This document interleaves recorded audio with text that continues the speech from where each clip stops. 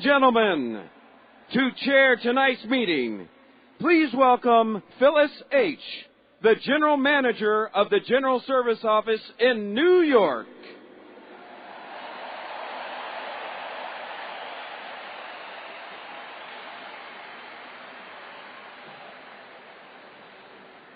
Good evening, everyone. My name is Phyllis, and I am an alcoholic. And I'm so privileged to be the General Manager of the General Service Office, USA and Canada. It is my great privilege to chair this wonderful Oldtimers AA meeting tonight. For the purposes of this meeting, an old-timer is defined as someone with 40 years or more of sobriety.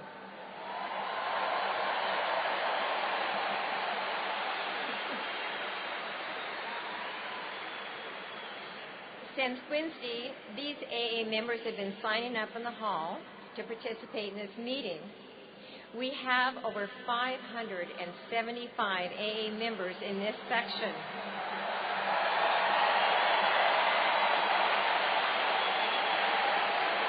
Right here.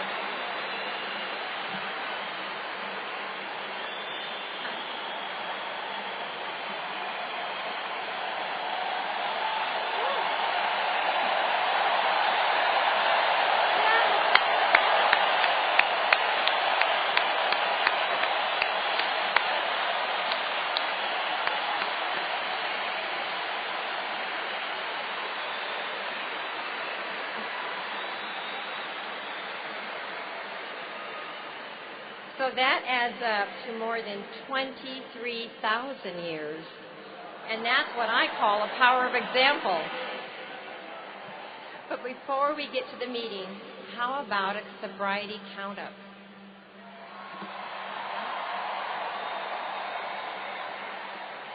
I thought you'd like that because we have so many of our wonderful old-timers in one section. I've asked Ralph B., a longtime friend of mine with 53 years of sobriety, to help me get things started. So please help me welcome Ralph.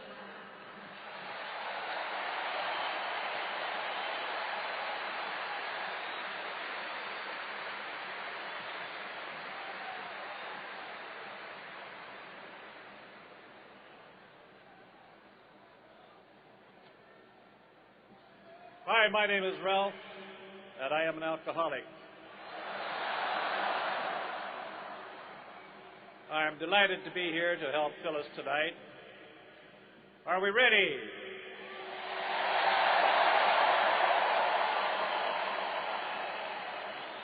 Let's go. Will all AA members please carefully stand up?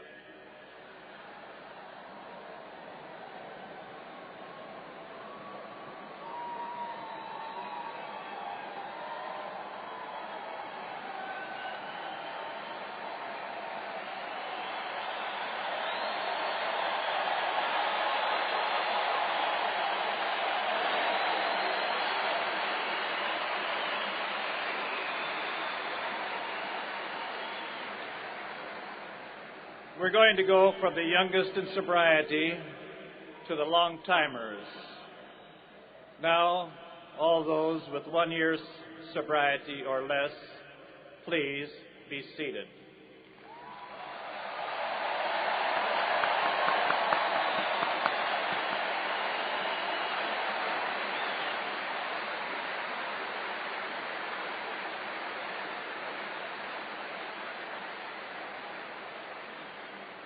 Two years or less. 2 years or less.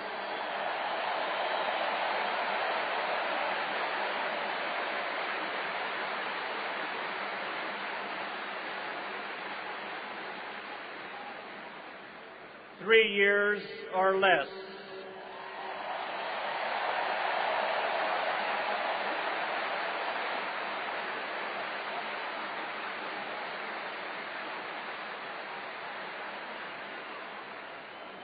Four years or less.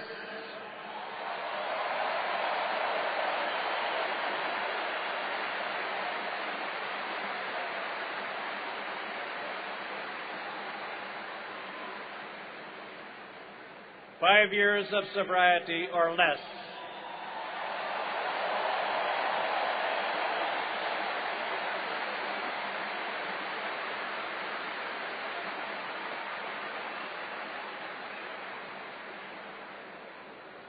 Six years or less.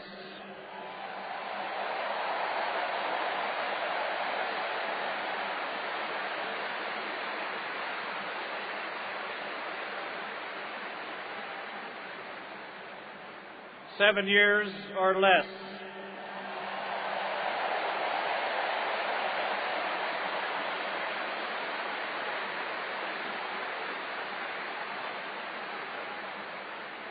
Eight years or less.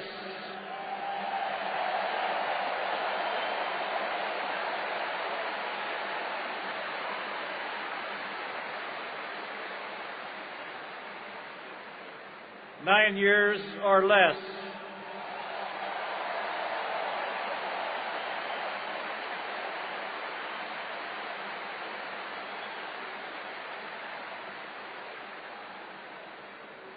10 years of sobriety or less.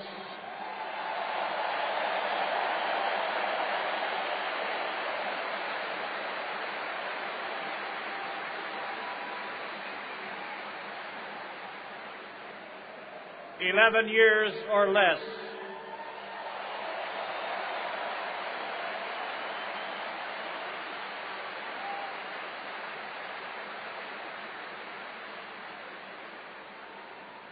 $12 years or less.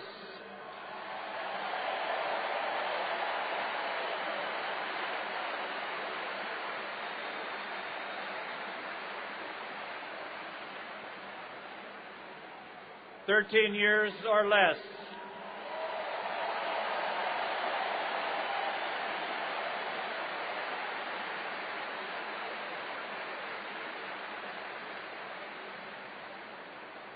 $14 years or less.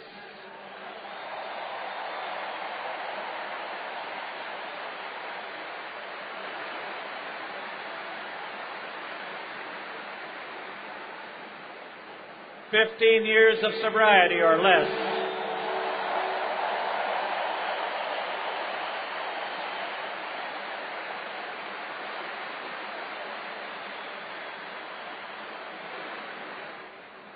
$16 years or less.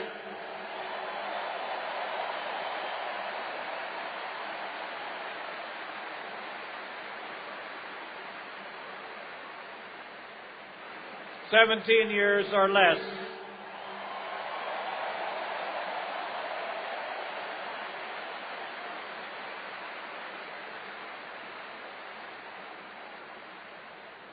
$18 years or less.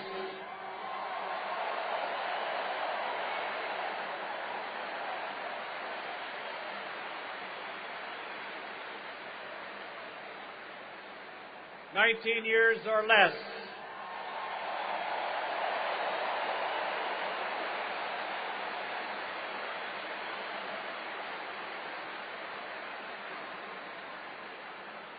$20 years of sobriety or less.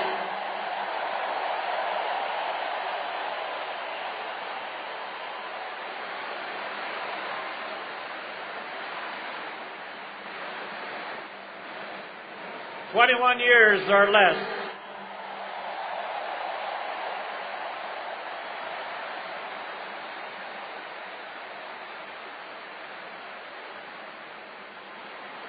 $22 years or less.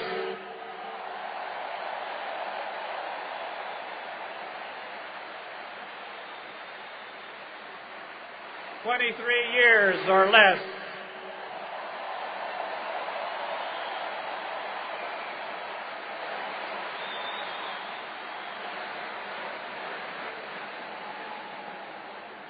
$24 years or less.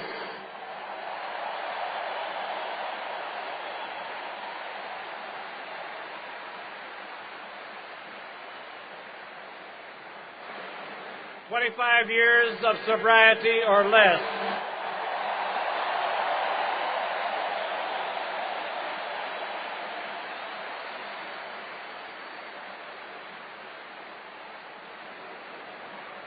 26 years or less.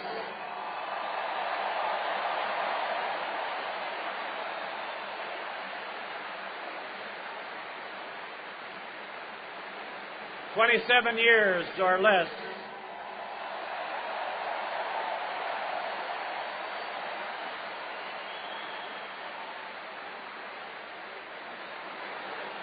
28 years or less.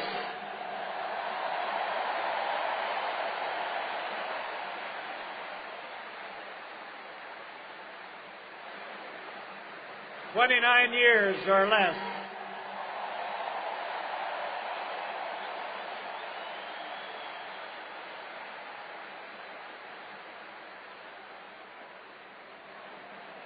30 years of sobriety or less.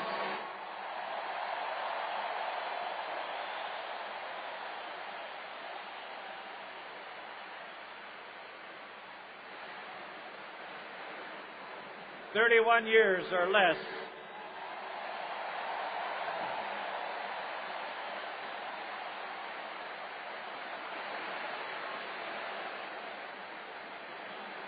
32 years or less.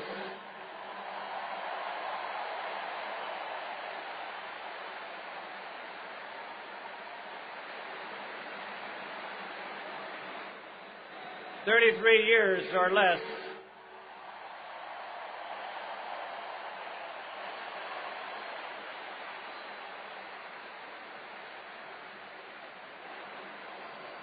34 years or less.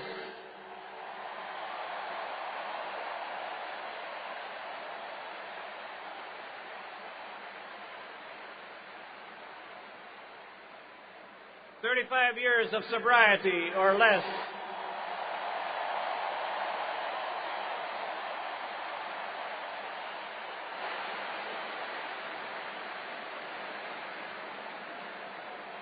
36 years or less.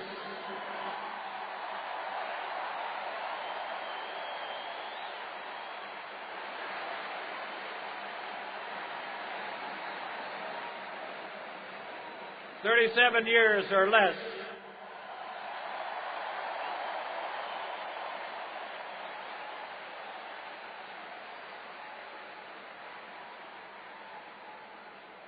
38 years or less.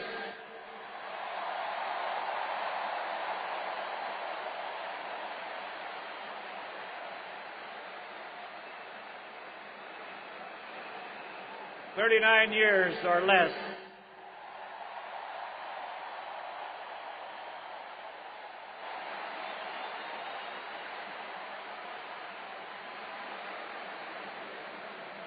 40 years of sobriety or less.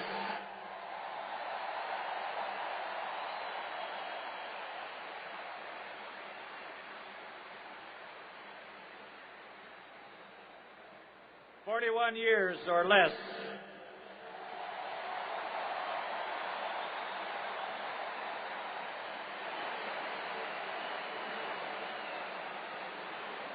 42 years or less.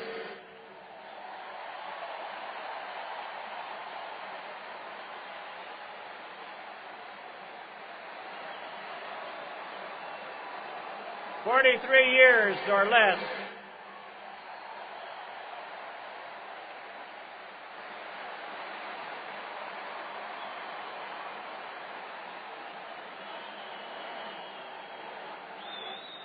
44 years or less.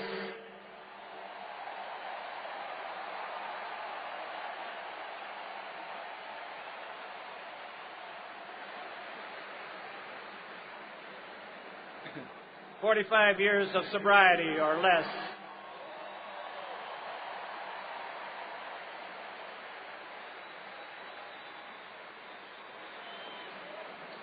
46 years or less.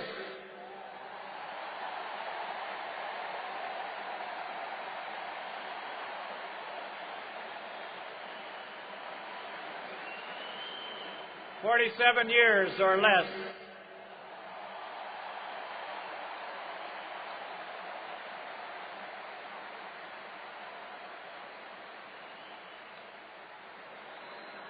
48 years or less.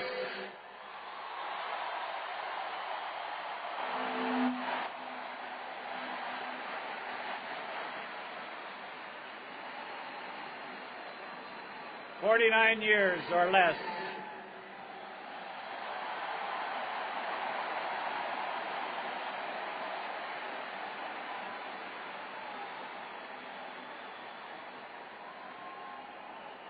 50 years of sobriety or less.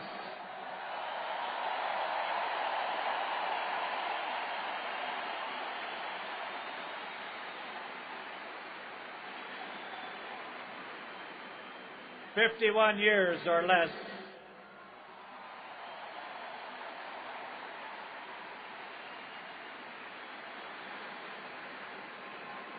52 years or less.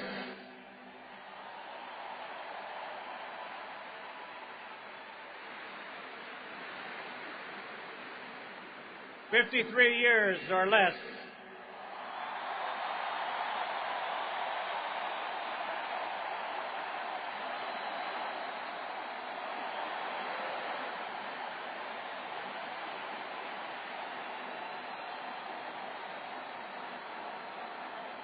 54 years or less.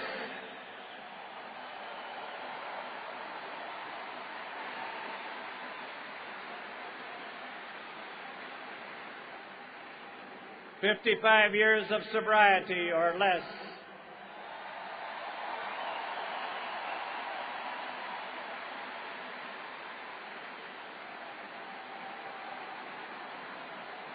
56 years or less.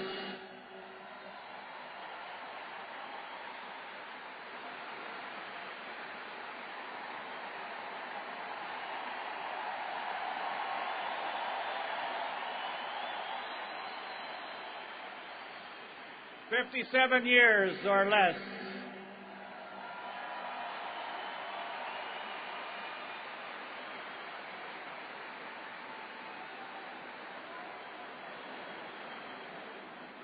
58 years or less.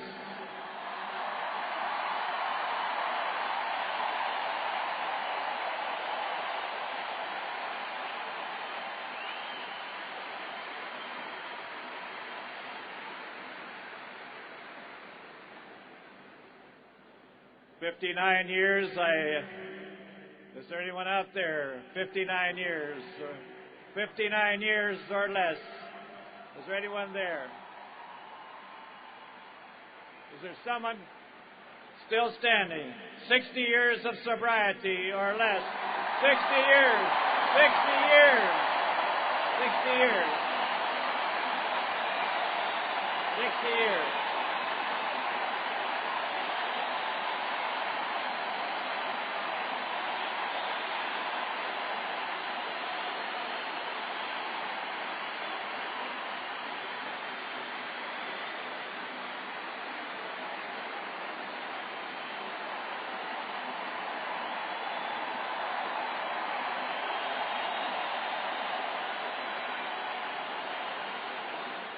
"61 years or less." 61 years. Ladies and gentlemen, there's still somebody standing. 61 years or less. 62 years or less. 63 years or less. Wait! 63 years.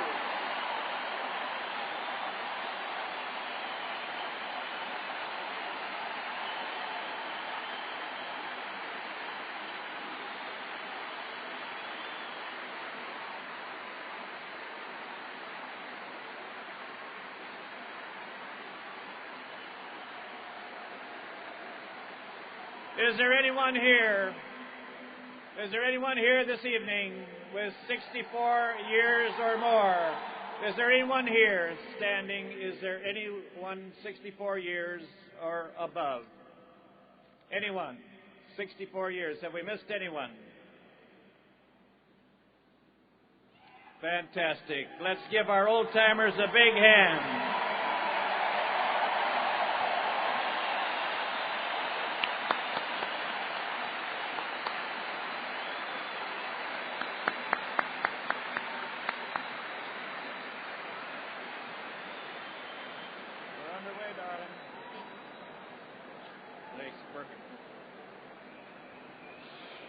Thank you, Ralph, for a great job. Now, please join me in opening our meeting with a moment of silence.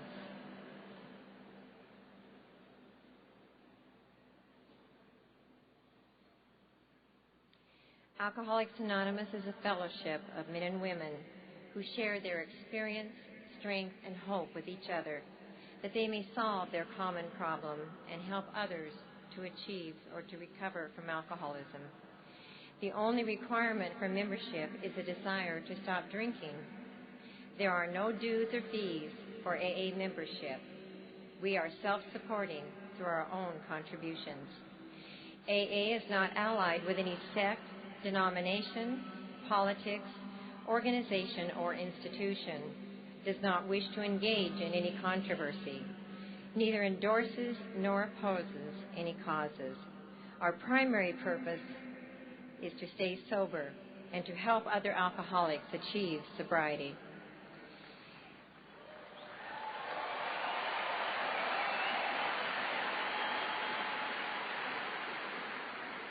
There may be some here who are not familiar with our tradition of personal anonymity at the public level. Our public relations policy is based on attraction rather than promotion. We need always maintain personal anonymity at the level of press, radio, and films.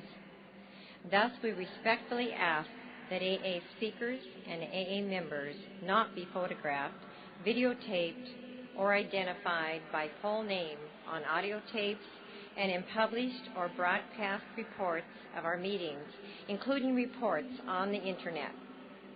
The assurance of anonymity is essential in our efforts to help other problem drinkers who may wish to share our recovery program with us. And of our tradition of anonymity reminds us that AA principles come before personalities. A further note about anonymity. Out of respect for others, please do not take photographs during any of the meetings at the International Convention. Also, be considerate when taking photographs around convention venues. Take care that you do not capture images of AA members, family members, and friends who do not give permission and may not wish to appear in your pictures. Please do not post recognizable photos of identifiable AA members on websites accessible to the public, including unrestricted pages on social networking sites.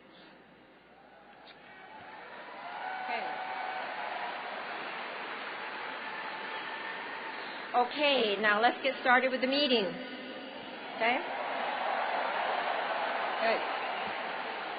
There will be 12 old-timers who will be invited to speak tonight. We're going to call each of the 12 all at once, seat them on the stage, and then get started with the sharing.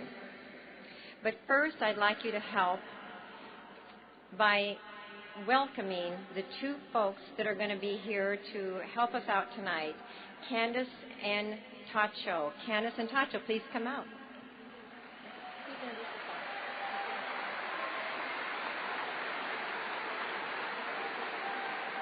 Hi, my name's Candace. I'm an alcoholic.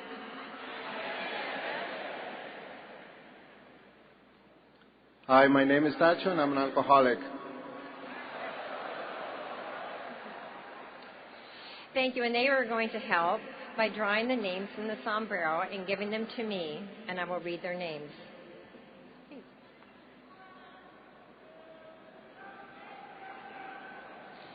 When you hear your name called, please come forward with the host committee. A member will escort you onto the stage.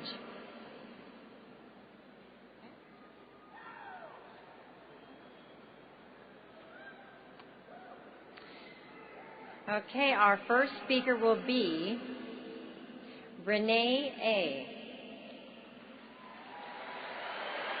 from the USA. She has 47 years of sobriety.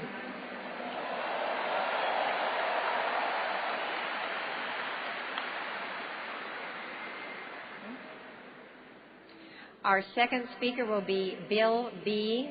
from Arboreto, Colorado. 46 years of sobriety.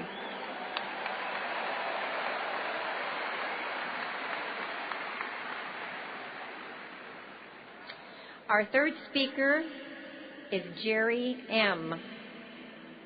from Boynton Beach on Florida, 40-plus years. Sobriety.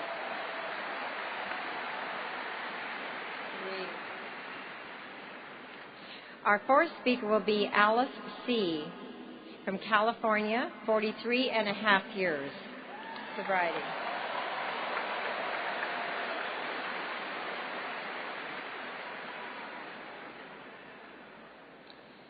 Our fifth speaker will be Larry P.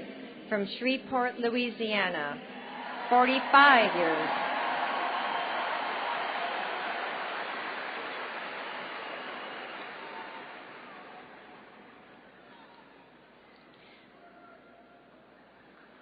Our sixth speaker will be a Humberto from Cranston, Rhode Island, 41-plus years.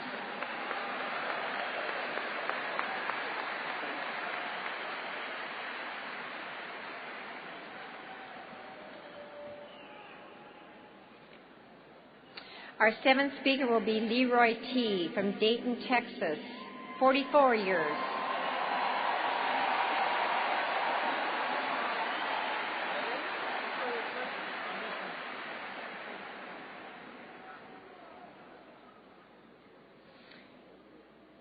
Eighth speaker, Leland C. from Missouri, 53 years. Leland.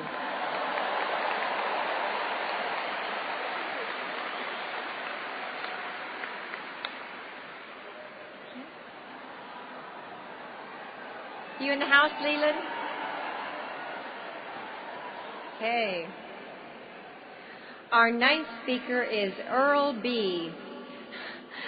from Idaho, 40-plus years. Earl, are you there?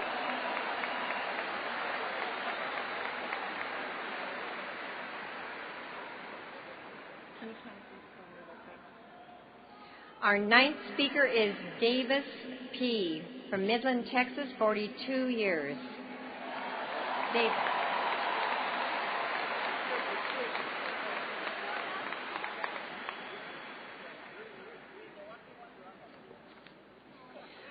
Our 10th speaker, Jan D.L., Georgetown, Texas, USA, 41 years.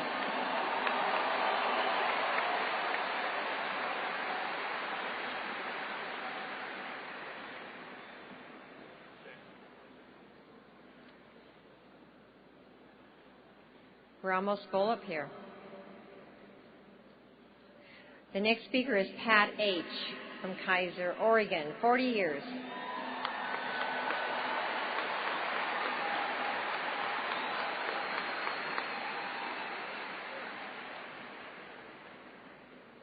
And our last speaker, Ruth J., Las Vegas, Nevada, 40 years. Whoa.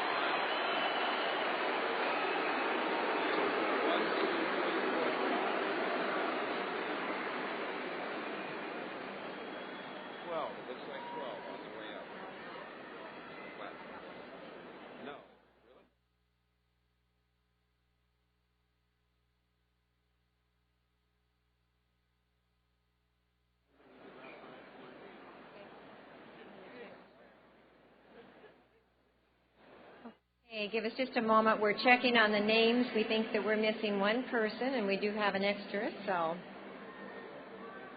Okay.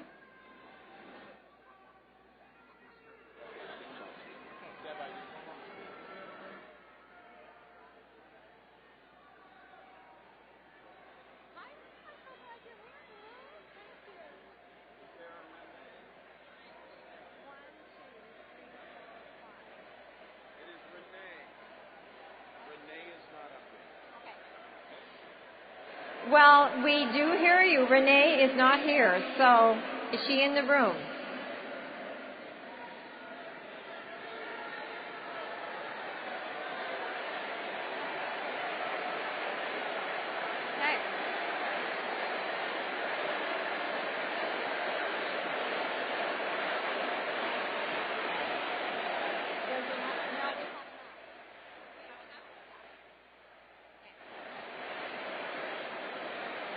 Okay.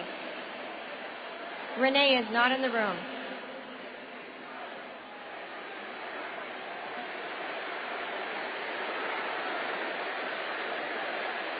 Wow.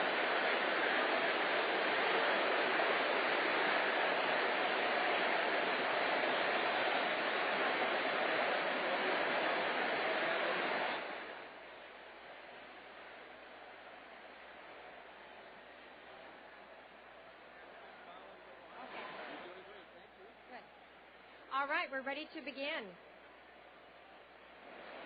We have our 12 speakers.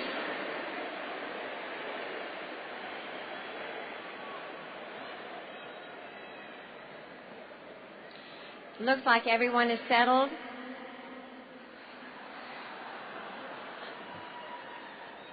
Let's now review our meeting format again. Each old-timer will share with us for 5 minutes. There is a timer right up here in front to keep us all on track. And after 5 minutes, all of you will help me thank the speaker when you see this. My applause, people. Here they come.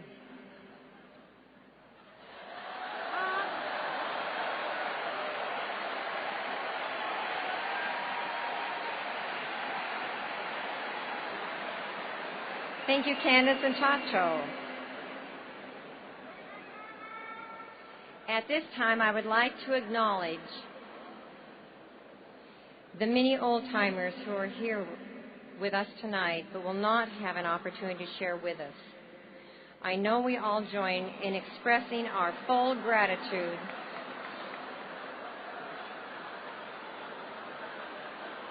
for the many years of love and service that you have given to our fellowship. You are indeed shining examples of how it works. Now I'd like to call up our first timer to share, Bill B. from Colorado. Bill.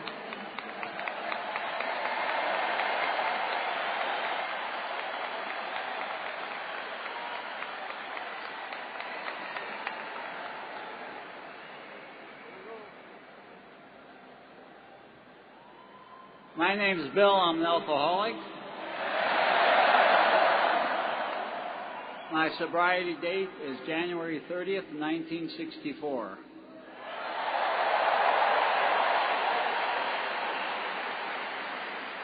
Now, I got 4.5 minutes to tell you what it was like, what happened, and what I'm like now. Damn good thing I was a blackout drinker, because I can shorten this.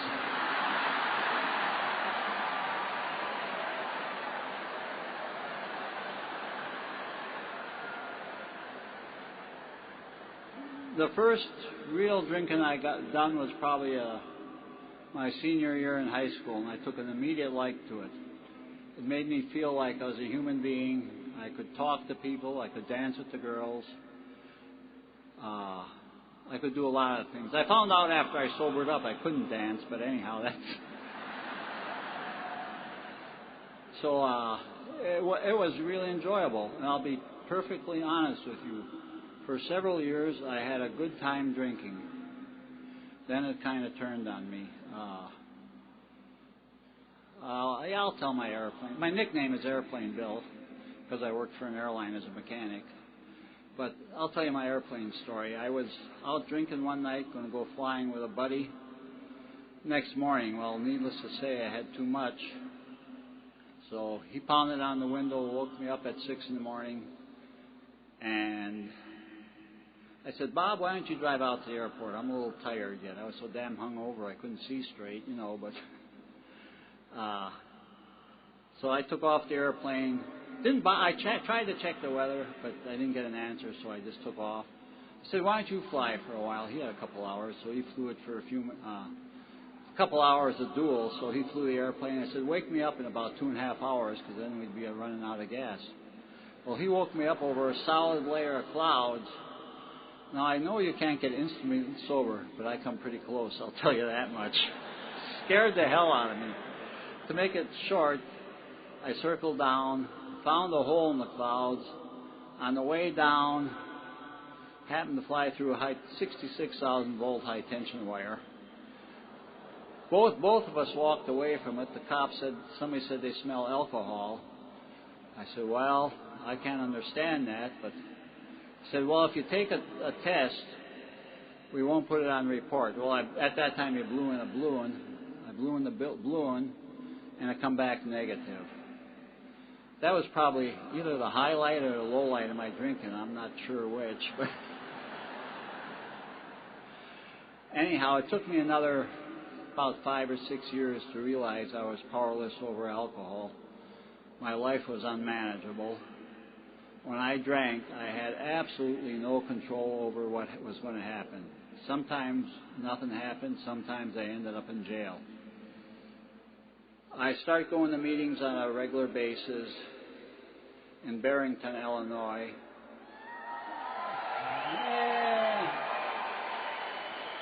Moved up to Milwaukee, stayed sober, and then moved out to Denver. I know there's a lot of young or new people here, young people. I only hope they find in this program what I found. You know, I'm surprised myself. I thought I was going to get up here and start bawling like a baby, and so far I've made it, so. But I just found a way of life that life is livable. I sponsor some people. Mostly I call them friends. I don't call them sponsees. I go to a lot of meetings. I stay sober one day at a time, and I haven't died, so.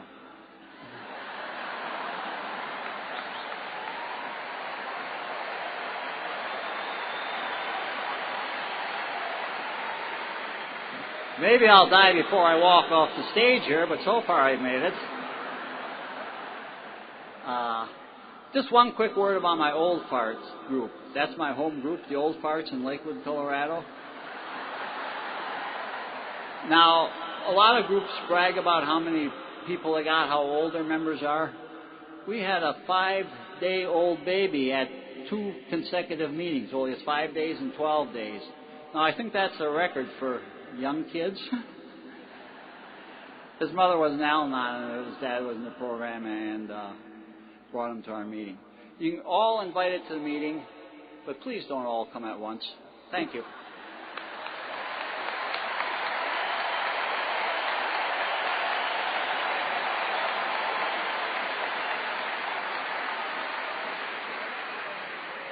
Thank you, Bill. And now let's hear from Pat H. from Kaiser, Oregon. Pat.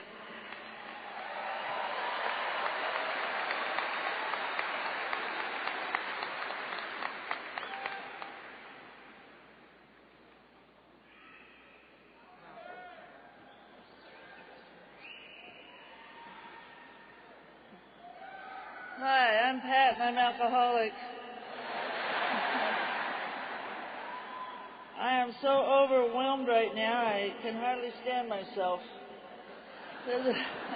My recovery date is April 26, 1970.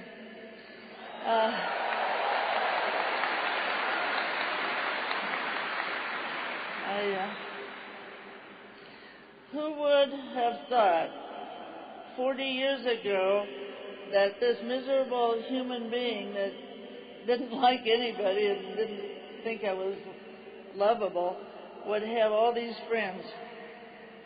All of you.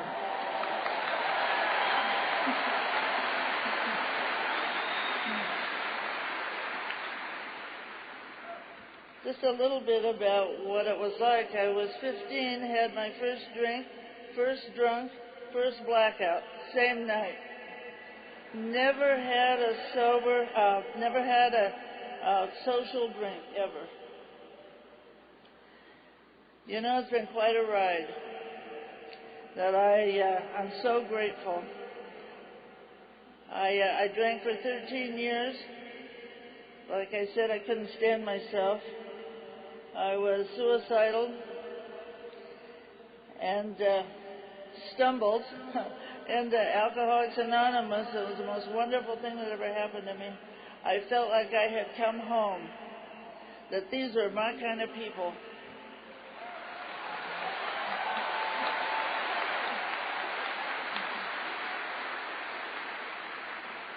And still are. Everything that I have today of value, I owe to folks like you and this program. I have a way of life that I had never known. I have a husband. We've been together 28 years. I never liked anybody 10 minutes after I married him. I think maybe this one's going to take. My children have had an opportunity to have a good life because of this program. I have friends. I have friends that I've had for many years. I didn't know you could do that. My sponsor's here tonight. I'm so grateful. I'm so grateful to everybody who came before me and everybody that's come after me. I've learned so much from all of you. And I thank you so much, my friends. That's all.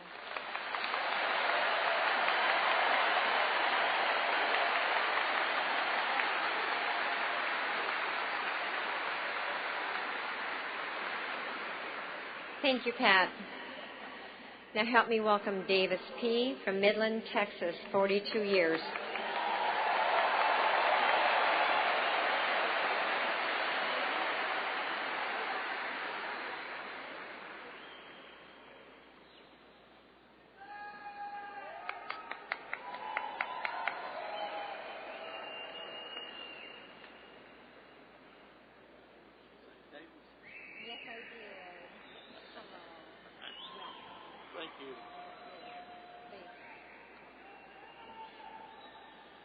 Well, I'm Davis, and I'm an alcoholic. It's strictly by the grace of God that my dry date is November the 7th of 67. And for that, I'm as grateful as I know how to be.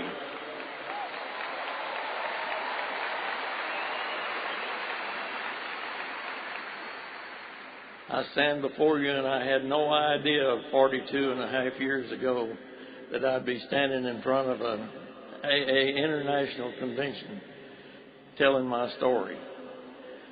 Because I've been one of the slowest learners in this program that ever came down the pike. So if you're new here today, take a deep seat in a sharp rain and hang on, because you're really in for a great ride.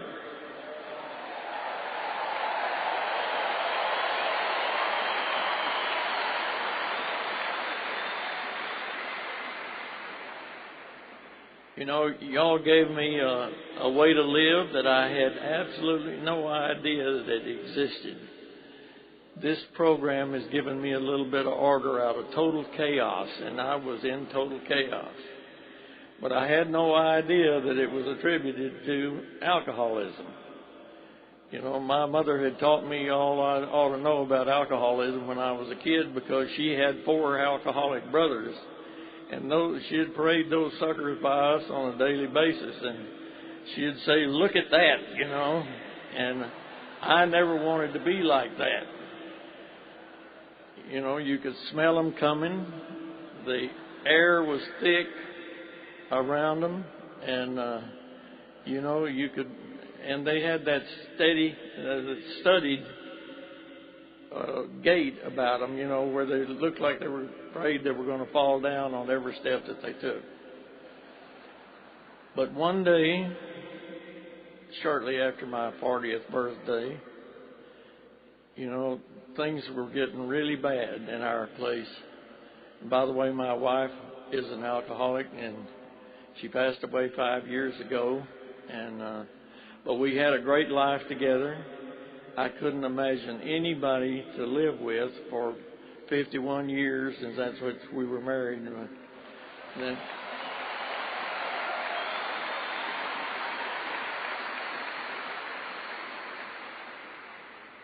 And I miss her with all my heart and soul. But I know she's up there looking down at me thinking, my God, what those people have done to pick somebody like you to speak at an international convention.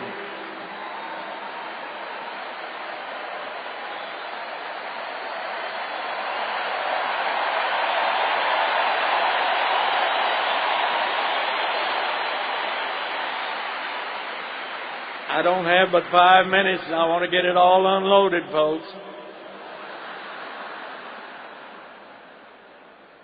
You know, I couldn't take the first step in this program until I took the fourth step. And, I couldn't take the second step because I was a running, screaming agnostic when I got here. And there was an old boy that stood behind our podium, and he'd point his finger at me, and he'd say, you have to find God, and his voice would quiver, and his chin would quiver, and his throat would quiver, and I'd quiver and almost jump up and run out of there, I thought if there was a God, it had to be me. And so you can see what I was starting out with. And I had no idea what hit me, but we were sent to this little doctor in El Paso because my wife couldn't get up. And he was supposed to be a hotshot neurologist, but it turned out he was a neurosurgeon, and his specialty was alcoholism. And a neuropsychiatrist, I should have said, and his specialty was alcoholism. And when we unloaded at his door, after driving from Midland about 300 miles, and it was in the winter time, and of course I'm sure the stink was something terrible when he opened the door, and he met us at the curbside. I thought, my gosh, this is really something to be met by the head doctor. And the first words out of his mouth was that, acute alcoholism will manifest itself in one of three ways. Either your internal organs will go, or your nervous system will go, or your mind will go. And he said, when he said your mind will go, he was looking right straight through me because, he could look at my eyes and see that there was nobody home. And I didn't find out until I kind of got my brains out of hock, and that there was a few little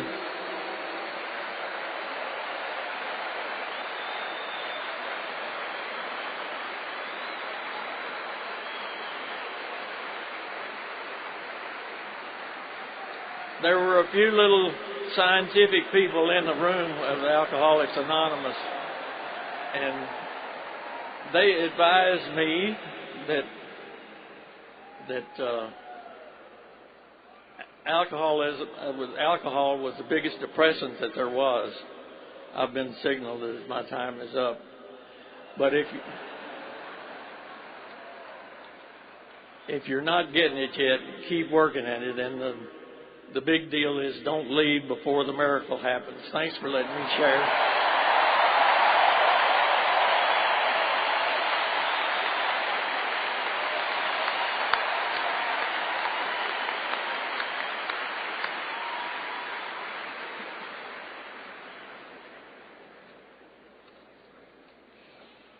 And next, we'll hear from Earl B. from Dalton Gardens, Idaho, with 40 years. Earl.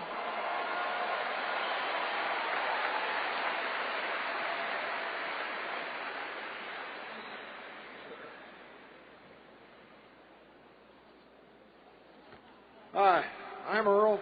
I'm just an old retired drunk. And I always think 4th of July weekend always brings back great memories to me, because that was when I went on my last good runner.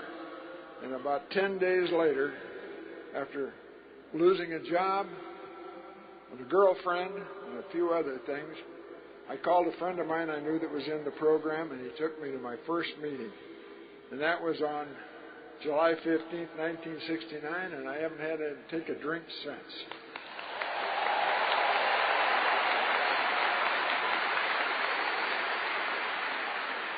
And that guy that took me to my first meeting, he became my sponsor.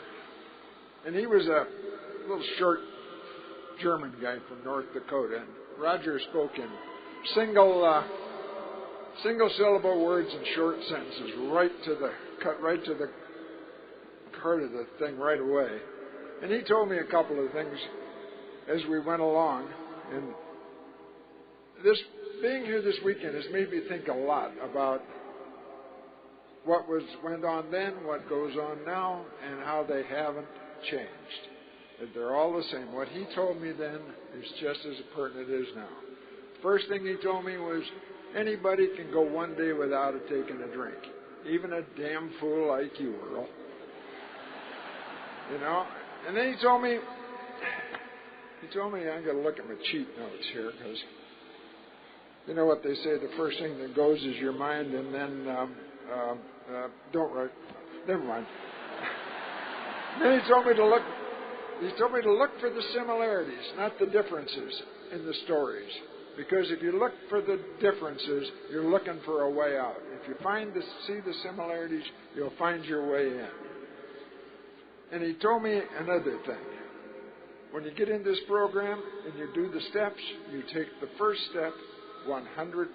No qualifications, no reservations, no anything. And the next 11 will be a works in progress for the rest of your life. And then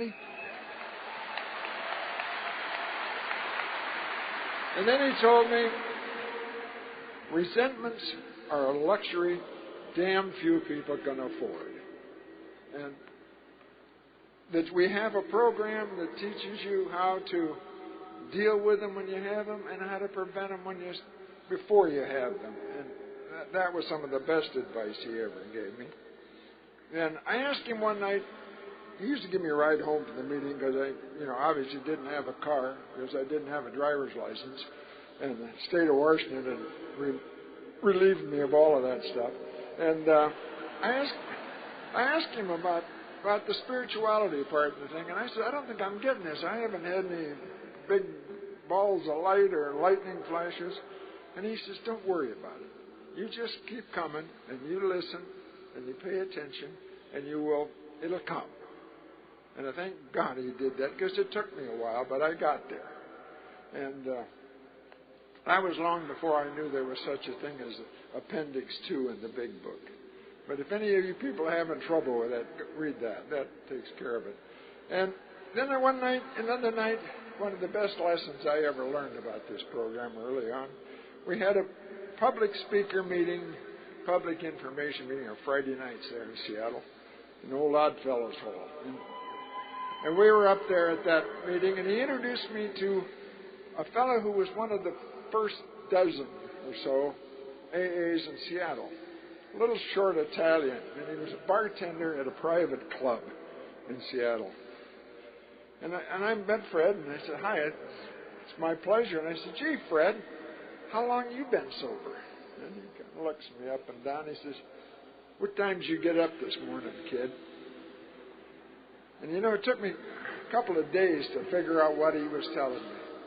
But what it was by the grace of God we have today. That's all we have. Not yesterday, not tomorrow, but just today. So thank you.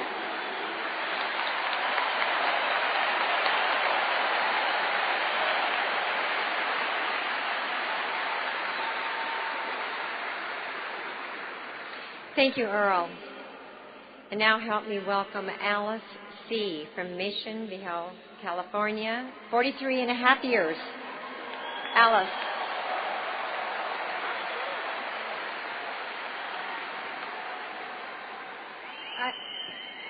My name is Alice C. I'm from Mission Viejo, California, and I am definitely an alcoholic. My sobriety date is November 8th, 1966.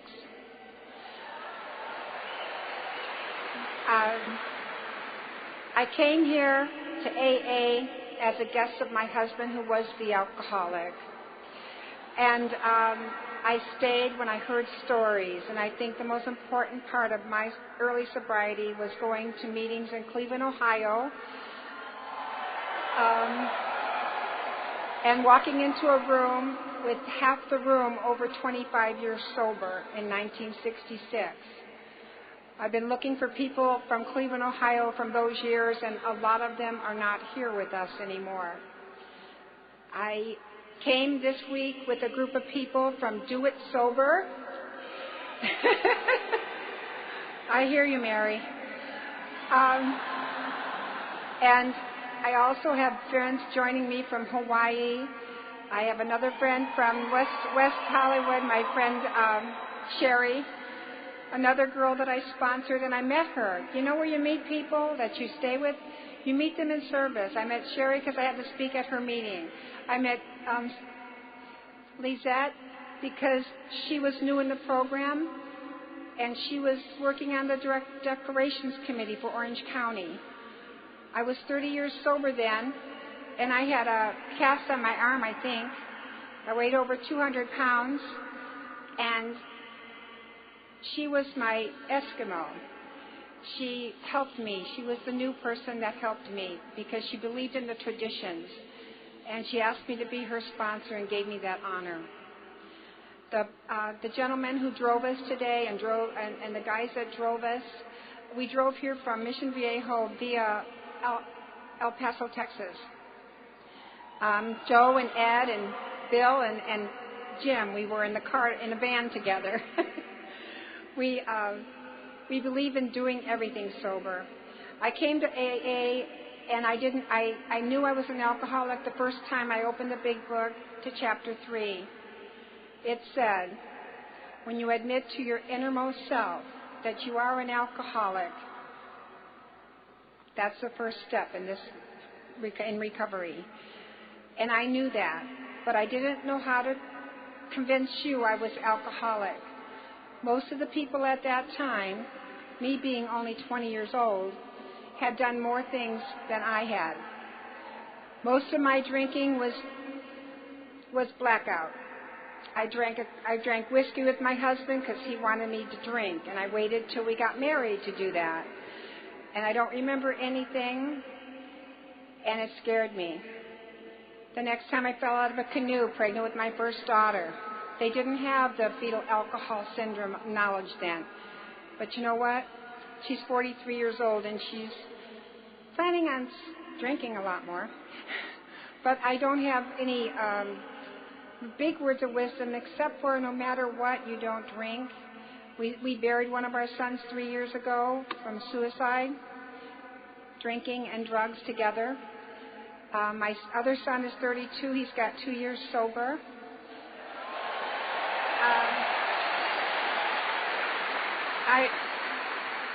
I found out when I was trying to figure out how to tell you I was alcoholic at 11 years sober, and I wanted a drunk so bad, but I didn't know how to tell you. In chapter 1 of the 12 and 12, it says, in later years, they came merely potential alcoholics that were saved the last 10 and 15 years that we had to go through of problems. And that was where I was, and I was able to stay here. I went through a divorce pregnant that year in 1977, and within 6 months of me letting go and letting God, I was divorced, had my baby, met my husband, and got married. That's 6 months. 6 months later, I moved to California, and my life has been full with good things and bad things. But all through this, Alcoholics Anonymous has been number one. When I couldn't walk, one of my newcomers said, have a meeting in your house. So if you're ever in Mission Viejo on Thursday morning at 9:30, please come and have breakfast with the 12 and 12 meeting there. Thank you. It's a women's meeting. Bye.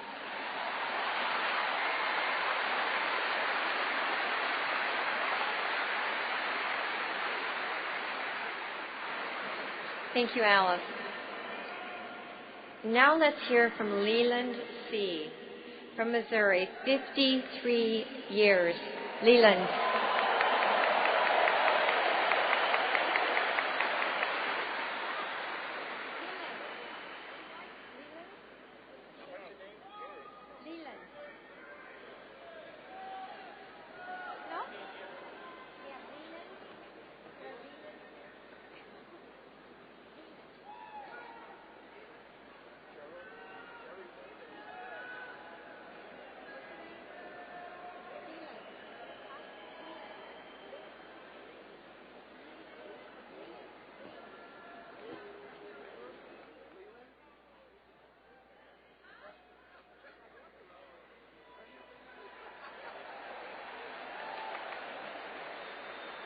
Let's welcome Lee.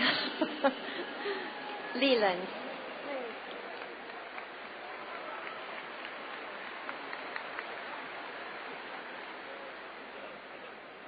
There went my anonymity.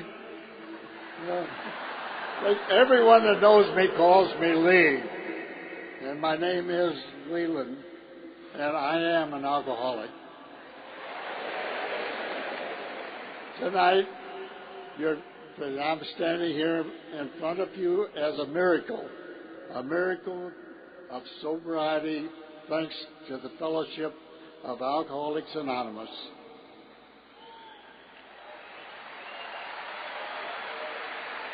I was a full-fledged drunk coming out of the service, and I went to work for a little company in St. Louis called Anheuser-Busch.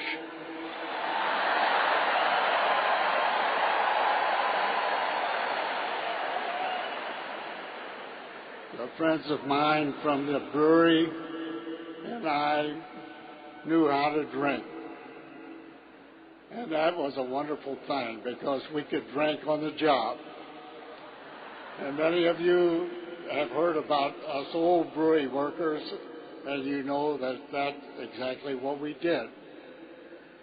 However, you were supposed to do some work. And, of course, it's a short period of time. I was on the carpet, and I was told that if I didn't straighten up, that I would be going down the river with the rest of them. And, of course, that's exactly what I've had to do. I looked in the Yellow Pages, and I found a little ad that says Alcoholics Anonymous. And I called that number. We had an office down at Bowman's Bank Building in St. Louis, and those fellows told me, Lee, you have a job yet. We have meetings in your vicinity, and you'll be welcome to come. I'll send someone out to talk to you. And that was the first 12-step call that I was involved in, and I was a recipient of that call. They told me to come to the meeting on Friday night in Baden in St. Louis. And, of course, I made my first meeting. And that was a wonderful evolution for me because being a drunk, I had no answer. I used to promise myself today I would not drink. But I could not keep that promise. I would get down to the brewery, and the beer came in at 9 o'clock, and I was the first one in line to get my vial and taste that little beer. And I knew that if I could get just part of it to stay down, my legs would get strong, my mind would clear up, and I could think and do my job right. And, of course, you know what happens to us drunks. We get the first drink, that's the one that gets us drunk. And by 5 o'clock, I was going down Broadway and just like this, and all my sails up. And I had an automatic automobile, and it automatically stopped at Falstaff, Greasy Dick, any of those beautiful signs to have one more beer. But thank goodness that when I made that call to Alcoholics Anonymous, they told me around, turned my life around, and I became the miracle that I am this evening.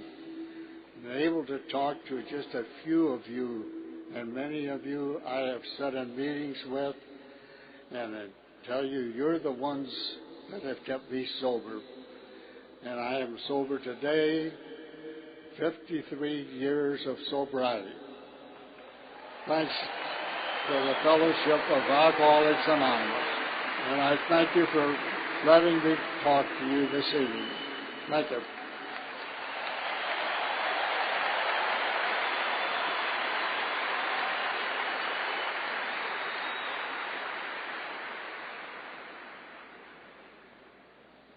Thank you, Lee.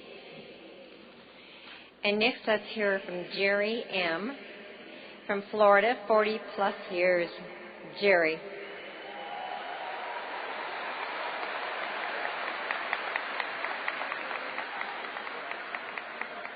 Thank you. My name is Jerry M., and I belong to One Day at a Time group in Boynton Beach, Florida.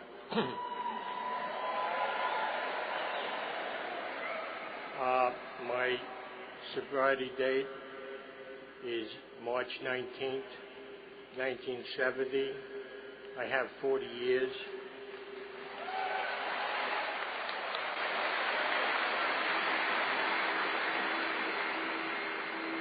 When I first came in,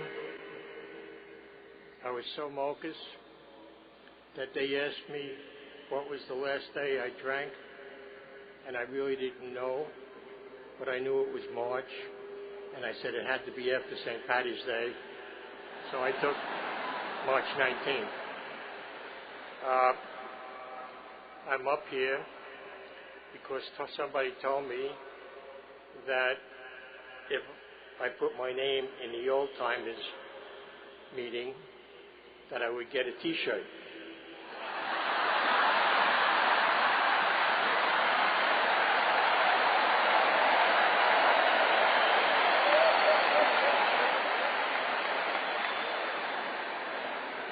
I never dreamed out of 500 some old-timers that my name would be called, but I think my higher power had it meant for me to be called, because this is the first time that I've been back to San Antonio.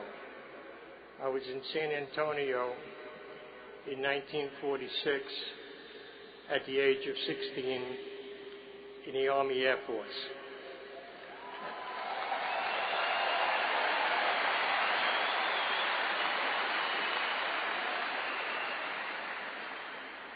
I was so anxious to come back to see San Antonio to show my significant other all my memories of San Antonio. When I came back, I didn't recognize a thing.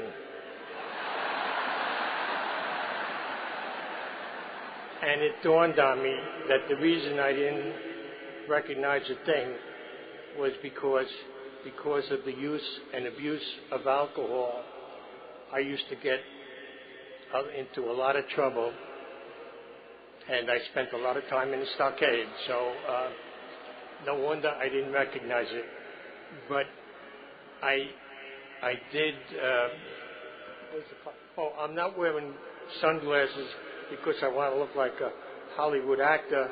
I'm wearing them because the eyes, and I asked Larry, not my friend, I first met him, he is my friend, to lend me his glasses. So I have 1 minute and 54 seconds left, so I'll try to speed it up. My progression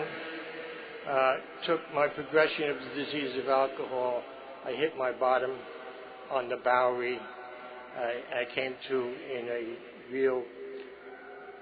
in the morning in some bathroom, and it was the first time that I asked God for help. Many times when I got into problems, I asked God to help me, please help me get out of this, and I'll never drink.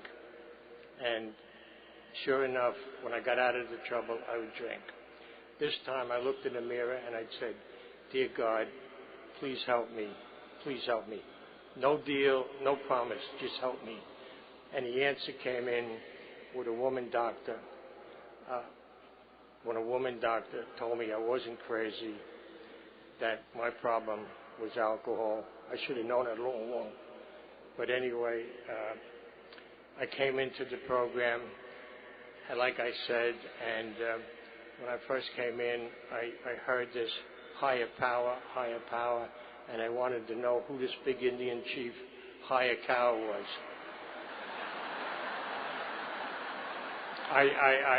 They told me in the group I got sober in the Cops and Robbers.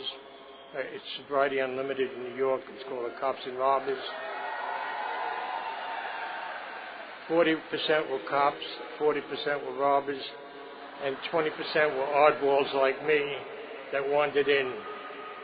So off the streets of New York I came, and I was going to get a friend to be my sponsor, and they said that you have to ask somebody from the group, and you have to ask because you're an egomaniac, and we got to deflate the ego. I'm off. I got a lot of stories, but thank you for... I'm very grateful to be here. Thank you, Larry. Thank you all.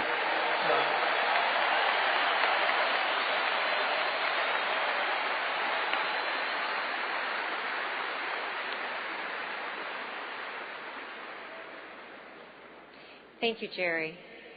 Now help me welcome Jan D.L., Georgetown, Texas, 41 years.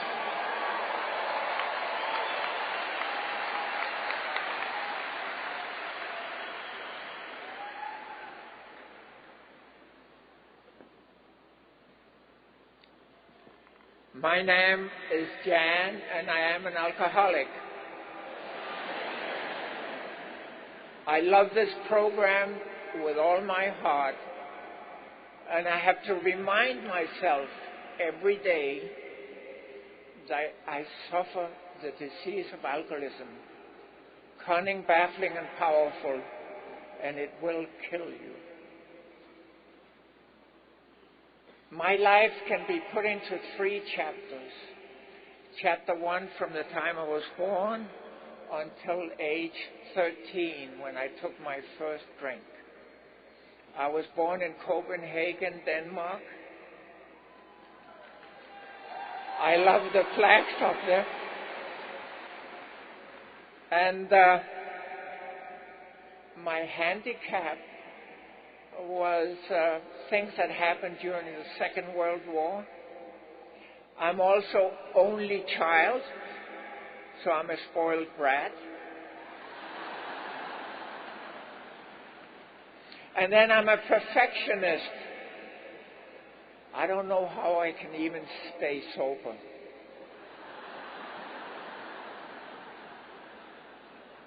At age 13, I moved with my parents to Caracas, Venezuela.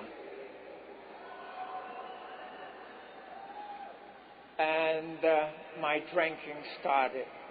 I found out quickly that if I was very shy, but if I took some drinks, I could ask the girl to dance. One of my friends said, Jan, you need to get married. This is after I got this scholarship, Gulf Oil scholarship, to go to Texas A&M in College Station. And I almost didn't make it because I spent all my time drinking beer down in Bryan. College Station was dry in the 50s.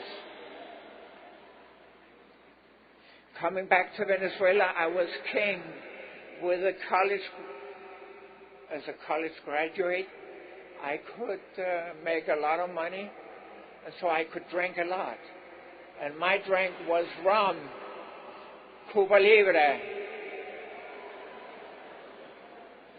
I got into AA after 21 years of drinking, and my date is the 7th of September, 1968.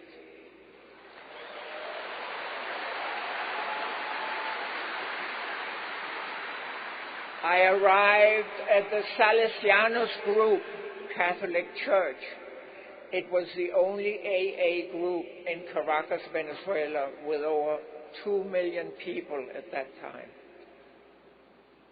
I had a great opportunity to serve in AA, and that's what kept me sober.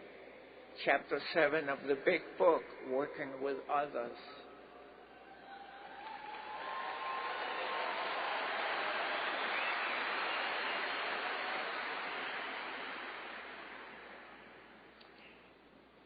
I'm almost out of words to tell you how wonderful the trip in AA has been.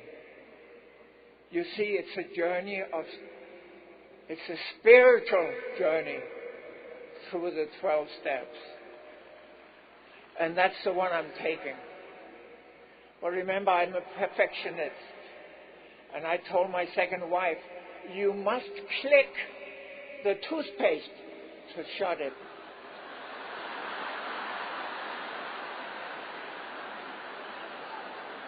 I don't do that anymore. She's using Crest.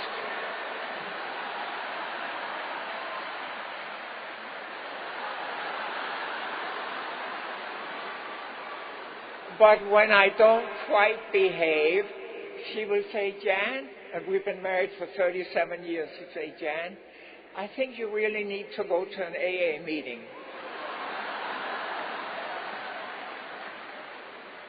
And so trying to be obedient, obedience is freedom. I go to the meeting. We have the grace of God with us here tonight. And my prayer is that this grace will be with all of you as you return to 90 countries throughout the world tomorrow. May you return in safety and in this spiritual journey of AA. Thank you.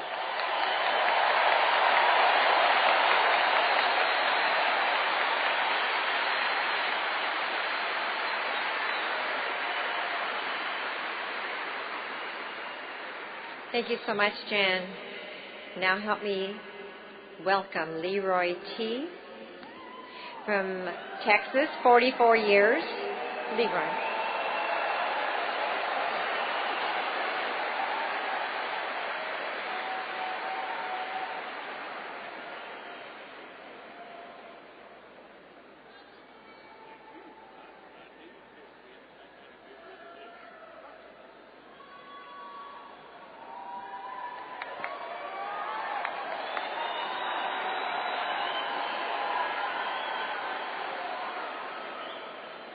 Thank y'all very much. I'm Leroy Terrio. I know I break my own anonymity, but that's my business.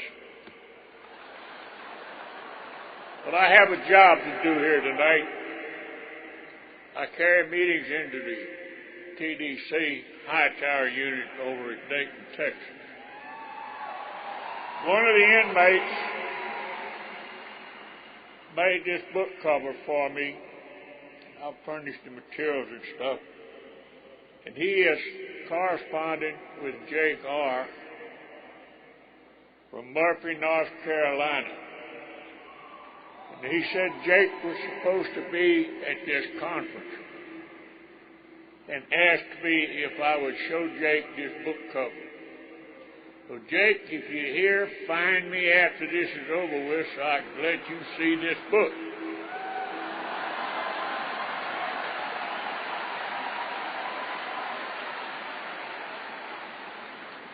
And that's how I stay sober.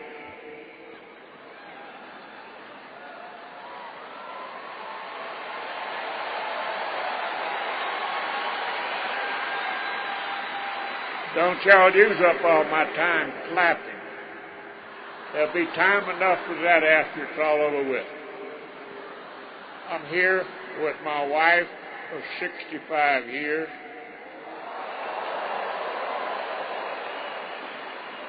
Two couples from the area that I come from, Crosby and Dayton. They are taking very, very good care of me.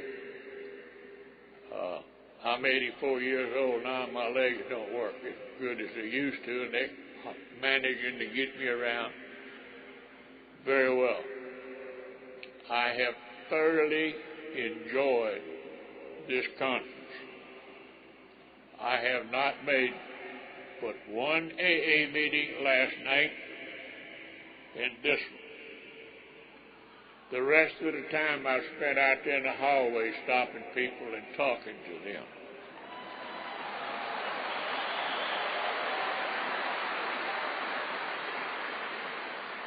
I tell you this because when I got to Alcoholics Anonymous, I was scared of everybody. I was not a mean drunk. My wife and I raised 11 children. My last one was born about the year that I sobered up. So that tells you a lot about the kind of a drunk I was.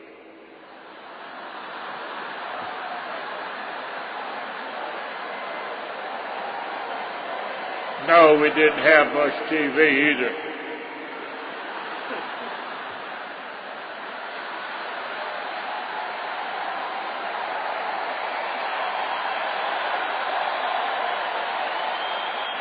You know, thank y'all very much.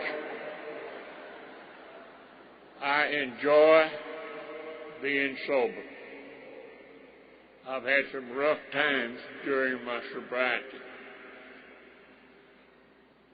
I would like to tell you about one situation, and one situation only, and that was Jeffrey.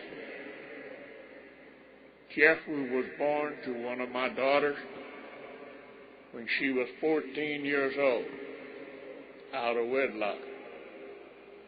And when she first told me that story, I thought, what in the hell are people going to think about me to raise a daughter like this? You notice, no thought about my daughter or anything. The selfish me. She ended up going to the Felsham Faith Home, went to school while she was there, had the baby in November of 1970, I think. The doctor came out and said the baby would never live. I said, good. Let him die. We'll bury him, and nobody in Dayton will ever criticize me again. 6 months, they'll forget about it. Jeffrey lived. We had a baby for 18 years, and it turned out to be one of the best things that has ever happened to our family.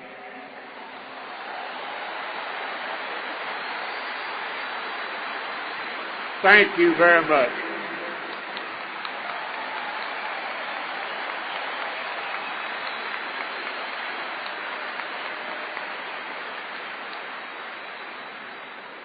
Thank you, Leroy.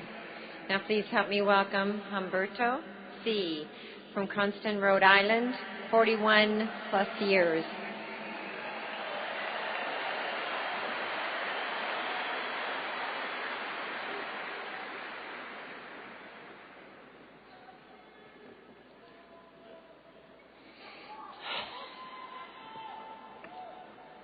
Hi everybody. My name is Humberto and I'm an alcoholic.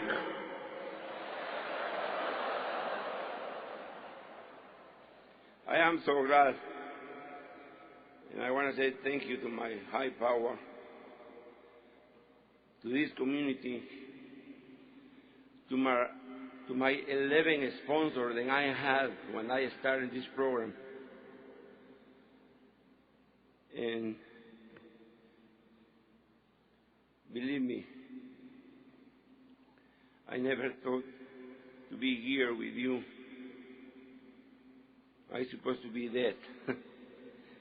But I guess God had another plan for me. And that's why I am here tonight.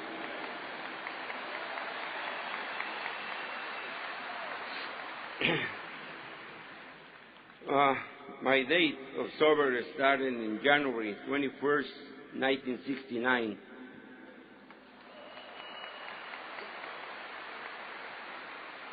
I was 24 years old when I started. Rolando is a friend of mine, and that time he was my partner. He is here tonight because he had the same time that I have in this program.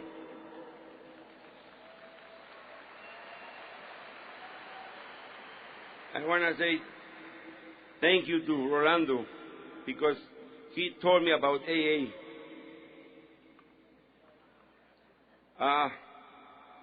I was thinking to jump in a bridge in my country, Guatemala, because I don't know nothing about AA. In that time, for me, it was the end. So he told me about AA, and he says to me, I have a cousin. He has 2 years in AA. He have a lot of money. He have a brand new car. He have a nice wife. And you will see. And I told him, what we are waiting for? Let's go.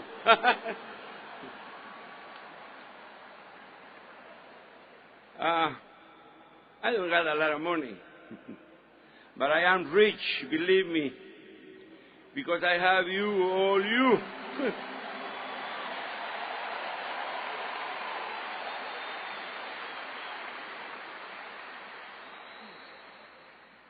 Hard to believe. When I was drinking, I have afraid to cross one street. I just live in my zone where everybody knows me. Today, believe me, I went to Egypt, Israel. I don't know, I can mention another countries. Just thanks to AA. Because if I were drunk or stay drunk, believe me, I told you, maybe I am dead. But now I am alive, I don't want to die anyways. I want to still alive. And I have a lot of things to say, but my English is too poor, you know. But one more minute.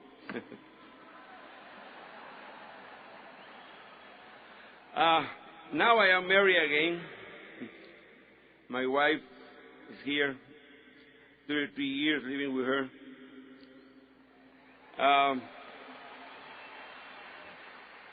We have 5 girls, children. I have 12 grandchildren, and I am very happy. I don't know. This is my place. You are my family. And I ask God to keep me alive and give me the strength to stay in AA. I want to say only for the end, my own group in Rhode Island is Un Nuevo Despertar. We are a few Spanish guys over there, but believe me, we're trying to do everything is in our hand for to keep sober and to help another people to reach that than we got now. Thank you very much, and good night.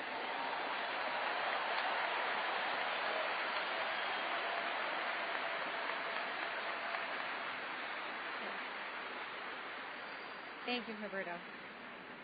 And now let's hear from Ruth J., Las Vegas, Nevada. 40 years, Ruth.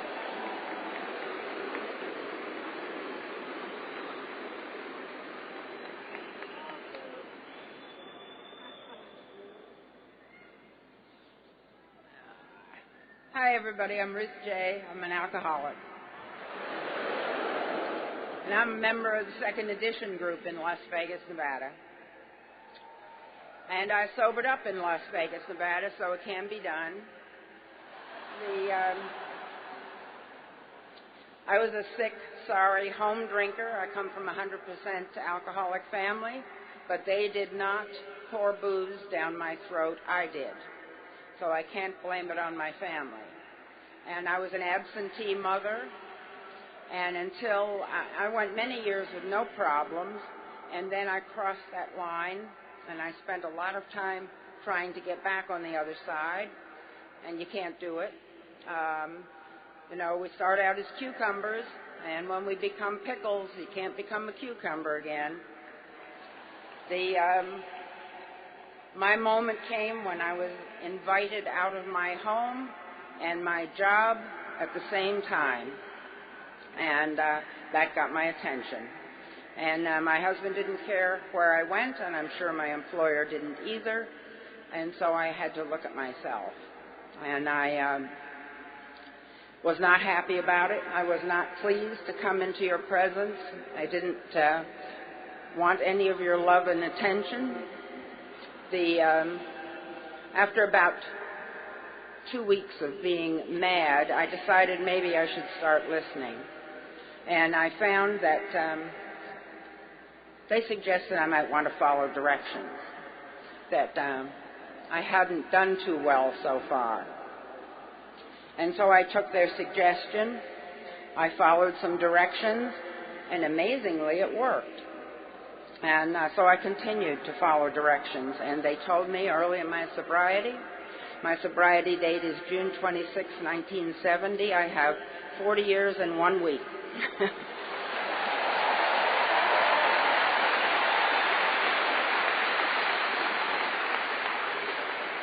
They suggested if I was grateful for my sobriety, that I owed Alcoholics Anonymous 2 things. And one was a little money in the basket if I could afford it, but that wasn't mandatory. And the other was a little time to pay back for my sobriety if I was grateful. And that one was mandatory. And it didn't matter whether it was washing coffee cups, which we did back then, cleaning ashtrays, setting up chairs, mopping floors, just doing something to give back. And so I have tried to do that. And if you have tried to do that, and I know many of you have, you find that you feel better for doing it, no matter what it does to the coffee cups, ashtrays, or floors. That it gives you a good feeling to be able to do that.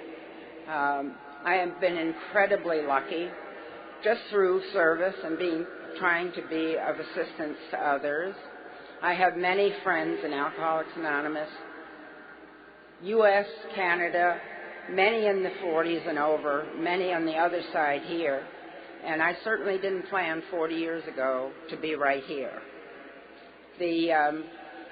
Doesn't matter what kind of service you do or what kind of time commitments you can have. Just give a little bit of yourself so that our Alcoholics Anonymous is in the same shape when the next generation needs it as it was for us.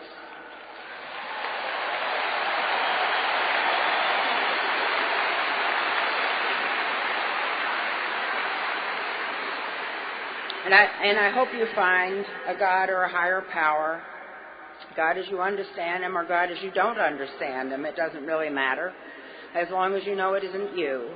And I had to realize it wasn't me. And I want you to have some fun with your sobriety. Even though life will go on and it will not always be easy, and you will lose people you love, but you need to be able to laugh at yourself more than laughing at others. And sometimes I have trouble with that one.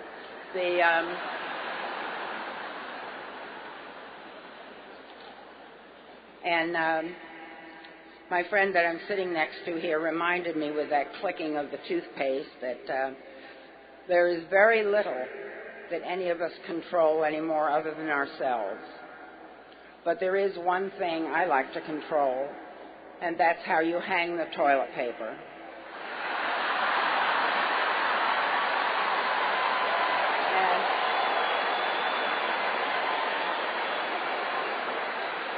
I see some of you have the same kind of obsessive-compulsive thing. And it's just a small thing. And if I visit your house, you can be assured that your toilet paper will be hung bright when I leave.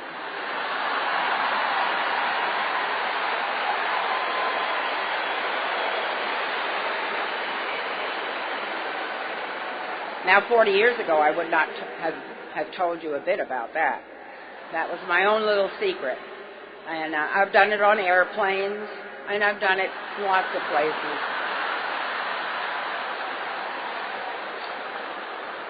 But mostly, I think the secret is you don't drink one day at a time.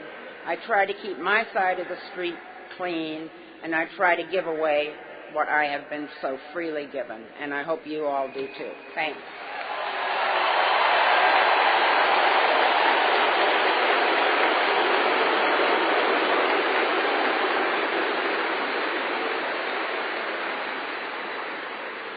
Thank you, Ruth. And our last speaker for the evening is Larry P. from Shreveport, Louisiana. Please help me welcome him, 45 years.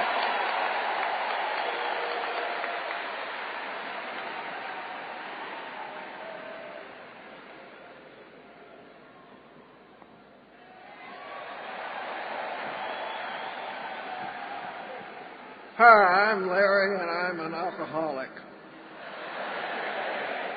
Because this program works in my life, I have not had to take a drink since September the 20th of 1964. That is indeed a miracle.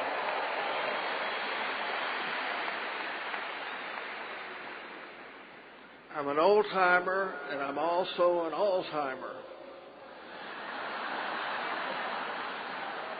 I say that because I never fell down drunk, but since I've been at this convention, I've fallen down twice. There are people in here, men, who pick me up off the floor. They won't even, one in the street and one at the escalator at the hotel. I don't know why, but I just ended up on the floor. They won't recognize me standing up, but I thank them for being here. I didn't get hurt because it's not the falling that hurts you, it's a landing. And I guess I've learned how to land. When I first came into this program, I was scared to death. I didn't want to be an alcoholic. And I thought that I was the only one, because nobody felt as bad and reacted as bad as I did. I came in September, and in our town we have what we call a Tri-State Convention, and I bought a ticket for that in October. I wanted you to know I had $5. I wasn't like some of them. I still had a house. Didn't have a wife, but I had a car, and I had a clean shirt. So I just didn't think I was an alcoholic. And I went to this convention, and there were about 1,000 people in there, and I thought, wow. And look at me now. Wow. Double wow.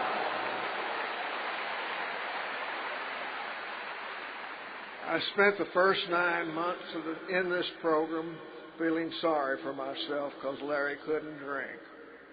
And I still felt like hell. I still had the shakes. I had a 9-month hangover, or leftover, I guess. But somebody reminded me that it was an illness and that I didn't get here overnight, so I couldn't get well overnight. So if there's any new people out there who are still struggling, stay with it. It will happen. It will happen. When I began to think positive, I realized one day I had gone through a period of time without even wanting a drink. God had relieved me of that need for alcohol. That too will happen. And from that time on, it began to work, and I began to work in the program. And I worked in the Council on Alcoholism. That gave me a reason to be involved with alcoholics. So in that capacity, I had some public exposure. which was good for me and good for the organization. And they've done a lot of work and a lot of good work in our area. Treatment centers, halfway houses, detoxes. We didn't have any of that when I first came in. But the program works. Stay with it. And you too, if you don't die and don't drink, you'll have 40 years. I'm going to close with saying happy birthday, Alcoholics Anonymous.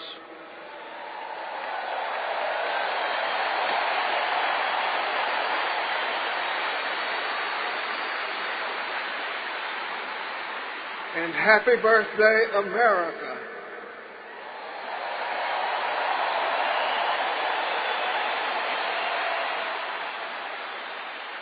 And then with the words of Tiny Tim, may God bless us, everyone.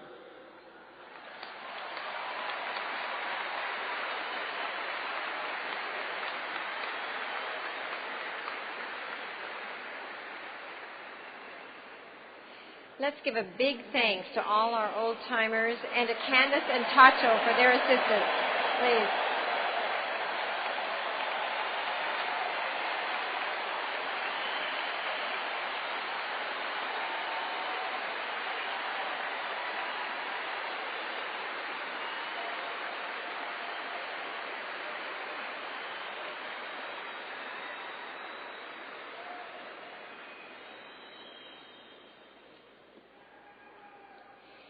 Before we close this meeting, let's hear from one more old-timer. Okay. He got sober on June 10th, 1935. And this is his farewell message from the First International Convention in Cleveland in 1905 or 1950. Here is Dr. Bob.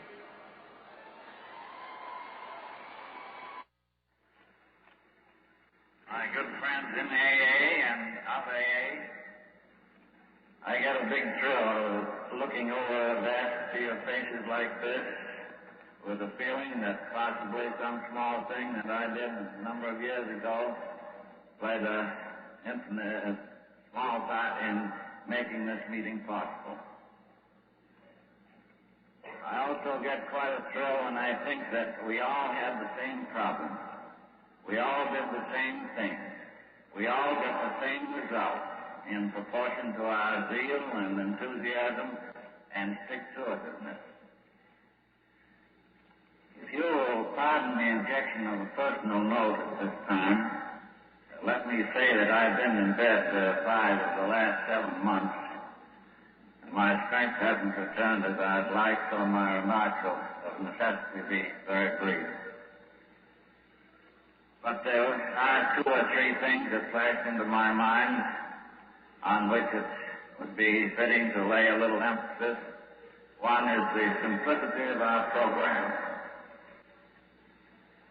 Let's not louse it all up with Freudian complexes and things that are interesting to the scientific mind, but have very little to do with our actual AA work. Our 12 steps, when simmered down to the last, resolve themselves into the words love and service. We understand what love is, and we understand what service is. So let's bear those 2 things in mind. Let us also remember to guard that airy member, the tongue. And if we must use it, let's use it with kindness and consideration and tolerance. And one more thing, none of us would be here today if somebody hadn't taken time to explain things to us, to give us a little pat on the back, to take us to a meeting or two, to have done numerous little kind and thoughtful acts in our behalf. So let us never get a degree of smug complacency, so that we're not willing to extend or attempt to that help that has been so beneficial to us to our less fortunate brothers. Thank you very much.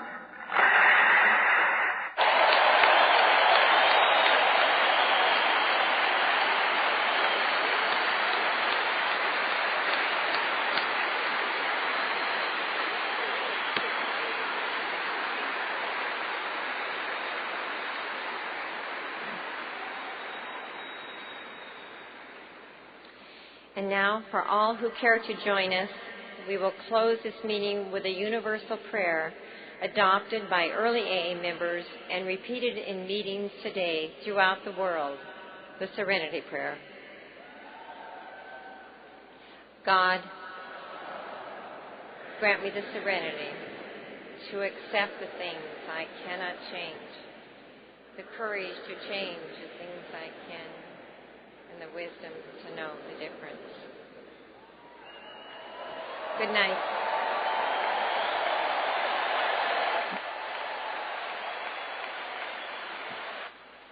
Ladies and gentlemen, this concludes our meeting. Good night.